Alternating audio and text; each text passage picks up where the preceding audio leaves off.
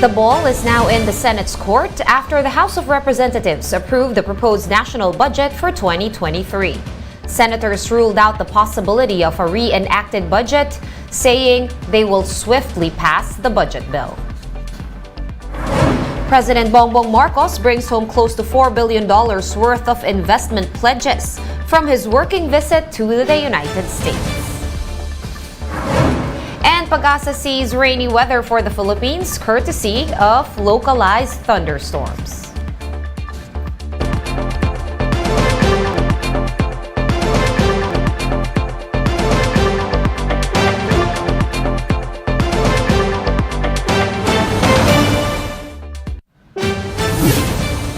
Fast, focused, and fearless. Here's a roundup of stories we're watching now. I'm Sean Yao. The faction war in PDP Laban is back after the group led by former Senator Manny Pacquiao slammed the other wing for holding a national assembly. Ron Munsayak of the Pacquiao faction denounced the assembly being held today, saying that their group is steadfast in fighting for the party's principles. Members of the PDP Laban faction, led by former Energy Secretary Alfonso Cusi, gathered today to elect new party officials. Former President Rodrigo Duterte remains as party chairman, while Palawan Representative Jose Alvarez has been named as PDP Laban president. The House of Representatives has approved the proposed national budget for 2023, with 3 lawmakers voting against it. Marian Enriquez with the details. House Bill number 4488 is hereby approved on third and final reading.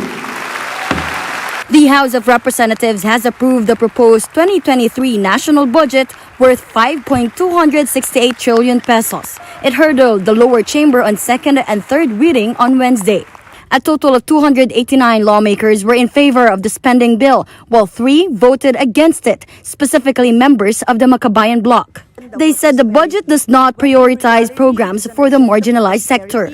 Hindi inilaan ang pondo para sa direktang ayuda sa mamamayan at kinaltasan pa ang mga mahalagang programa ng DSWD at DOLE sa panahong hirap na hirap ang mamamayan. Lubhang kulang din ang inilaang pondo para sa COVID-19 response.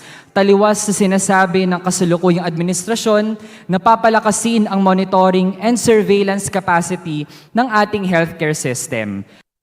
The budget is now subject to individual amendments to be tackled by a so-called small committee. Members include Representatives Elizalde Co, Stella Kimbo, Manix Dalipe, and Marcelino Libanan. The lower chamber passed the budget bill ahead of a scheduled congressional recess by October 1. It is now set to be transmitted to the Senate, where the upper chamber will deliberate and pass their own version of the bill. Both houses will then convene in a bicameral conference committee to come up with the final version. After that, the proposed 2023 budget will be sent to Malacanang for President Bongbong Marcos's signature. For News 5, Marian Enriquez, we are One News. The security of tenure for disaster workers is now being pushed after the death of 5 rescuers in Bulacan who were found to be contractual employees. Mon Gualvez with the story. Kahit ako na lang kasi matanda na ako, siya may mga anak siya. Saka hindi pa siya pwede, hindi ko kaya pa yung tanggapin eh. Bata pa si Troy. Families of the fallen rescuers in Bulacan are still looking for answers after the tragic death of their loved ones.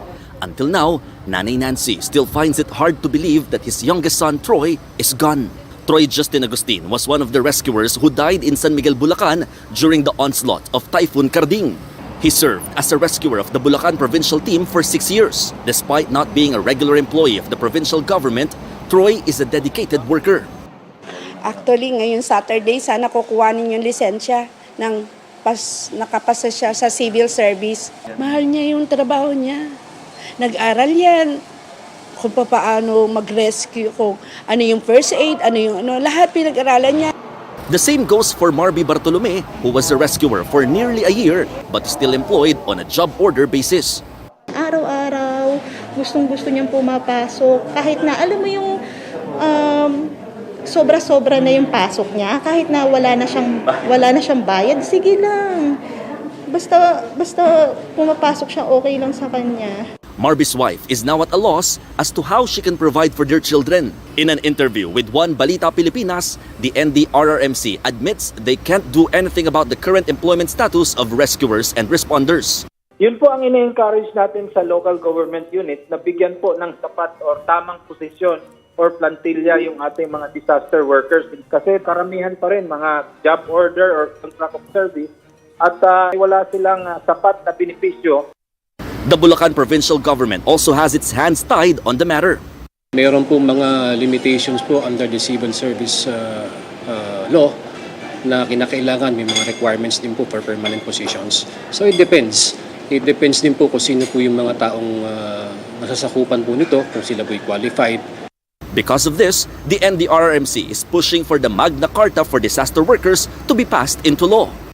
Yung mga taong nagtatrabaho on disaster risk reduction ay mabigyan ng insurance, mabigyan ng hazard pay, at mabigyan ng anumang allowance, no? And even benefits pag na-disgrasya. So isa po yan sa hakbang ng NDRRMC na itutulak natin na dapat may Magna Carta. And sana po, tama ka, dapat po ang LGU magbigay ng tamang plantilla. Kasi sila po ang nag-identify, depende rin po sa income. The Sangguniang Panlalawigan will discuss the issue about the employment status of the rescuers while the provincial government vowed to shoulder the funeral costs for the 5 victims. Bulacan 6th District Representative Salvador Plato has also filed a bill to recognize and honor the fallen rescuers. It also aims to provide financial assistance, scholarships, and livelihood to their families. For News 5, Mon Gualvez, we are One News. One hospital group believes that it may be time to rethink the policy allowing the optional use of face masks outdoors. Speaking to us here on One News, Private Hospitals Association of the Philippines President Dr. Jose Rene de Grano says COVID-19 infections have gone up a few weeks after the policy's implementation. De Grano noted, though, that this increase has not yet translated to hospital admissions. However, Dr. De Grano said that the policy could be causing people to be more complacent in following other health protocols.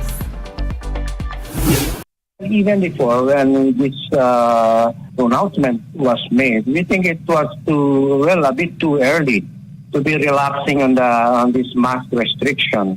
Right now, I think when the cases are going up, I think it's about time to rethink of that policy, or maybe just try to convince our people to consider that it is their responsibility to keep themselves protected also. One News Now will be back with more stories after this quick break. Keep it here.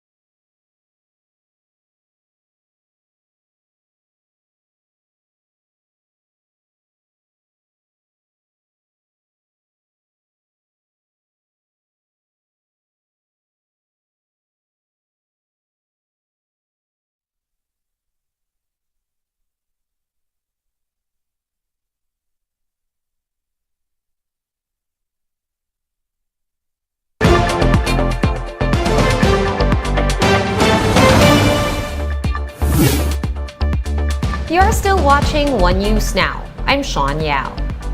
Severe tropical storm Luis has developed into a typhoon as it moves further away from the Philippine area of responsibility. Pag-asa last spotted its center some 1,200 kilometers east of extreme northern Luzon, outside of the PAR. The low-pressure area earlier located off the coast of Giwan, eastern Samar, has also dissipated. However, rains are still expected across the country due to the Intertropical Convergence Zone, or ITCZ, and localized thunderstorms.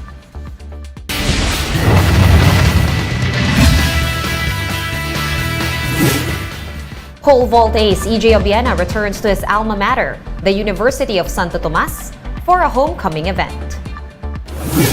There, Obiena received the Pope John Paul II Award, which is given to alumni with outstanding achievements in sports and the arts. Yesterday, the world number 3 also attended an event in Chiang Kai-shek College, his elementary and high school alma mater. Obiena is set to resume training in Italy next week to prepare for the 2024 Paris Olympics. And here's a quick look at today's other top stories. The SIM card registration bill is just awaiting President Bongbong Marcos' signature to become a law. This is after the Bicameral Conference Committee ratified the measure on Wednesday.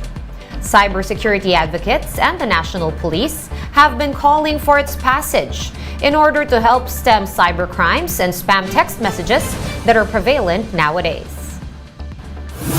The death toll from Typhoon Karding has gone up to 11. 6 others are still missing, including 5 fishermen from Camarines Norte. Investment pledges from President Bongbong Marcos' working visit to the United States is pegged at around $3.9 billion, according to Malacanang. If these pan out, the palace says this could translate to 112,000 jobs for Filipinos. For more updates, visit News 5, The Philippine Star, and Business World online. Visit our website, onenews.ph, for more in-depth analysis. You can also catch One News on Signal Play. Register for a free account at www.signalplay.com and stream One News Live anytime, anywhere. I am Sean Yao. We are One News.